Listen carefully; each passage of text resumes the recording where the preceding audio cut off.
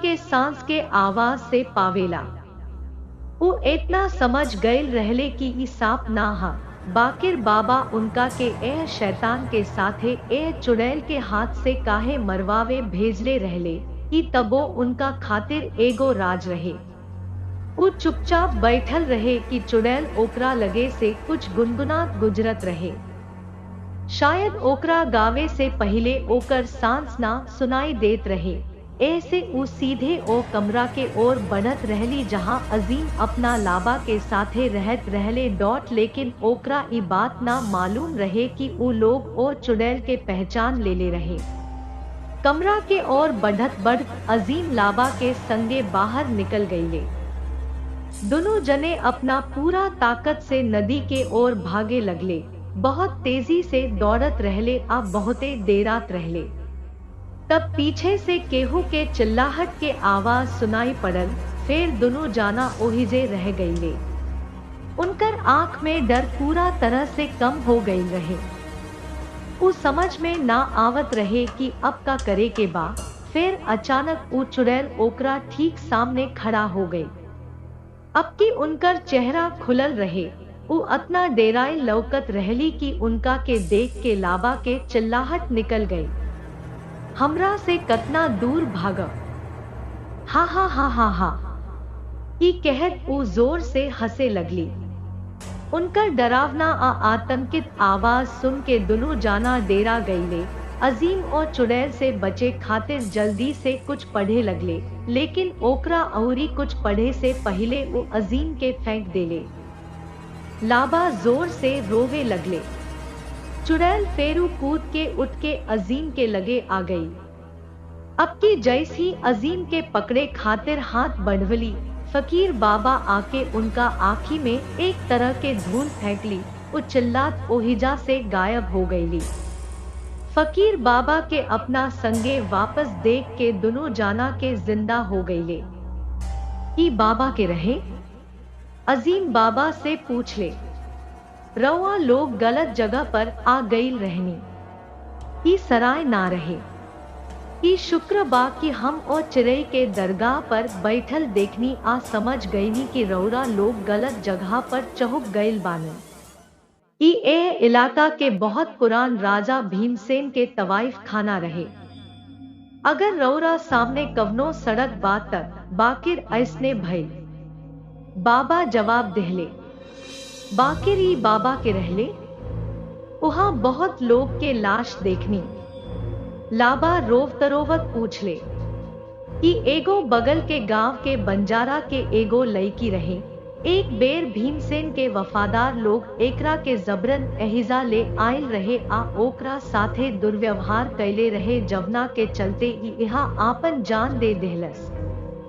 तब से एकर रुख बा बिराना में भटकत बाड़ी। अगर केहू गुमराह होके ओहिजा चहुक जाला त ओकरा के ओही लोग में गिनल जाला आ ओ लोग के जान ले जाला। लेकिन अब हमनी के जल्दी से यहाँ से निकले के हुई। उ फेर कबो कबो आ सकेली।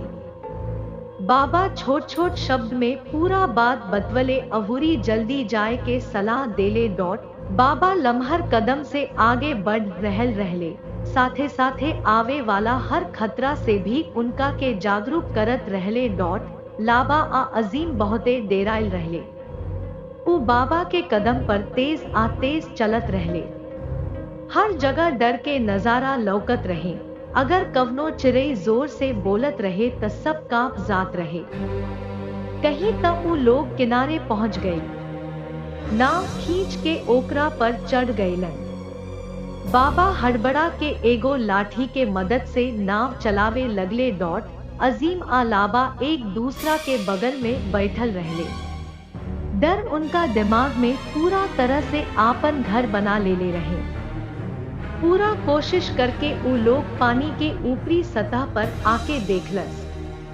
चुड़ैल नाव के ऊपर बैठ के आराम से मुस्कुरा रहल दिया।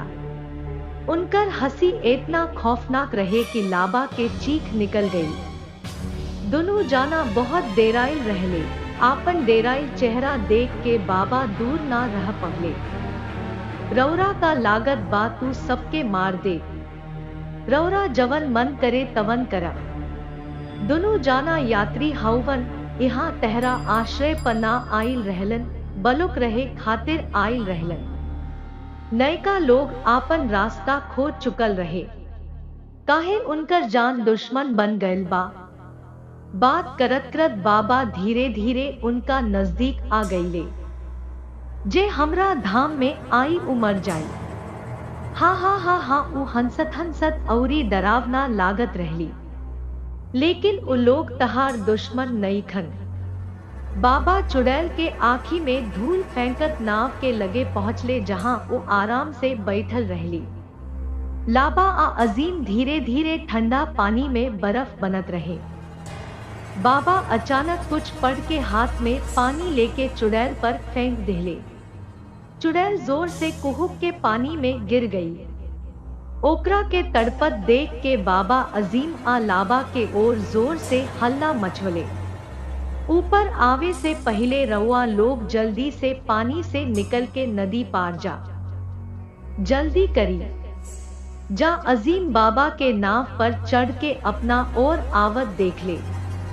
दोनों जाना जल्दी से पानी से बाहर आके नदी के ऊपरी छोर पर खड़ा हो गईले। बाबा हड़बड़ा के नाव के खाना खियावत रहले।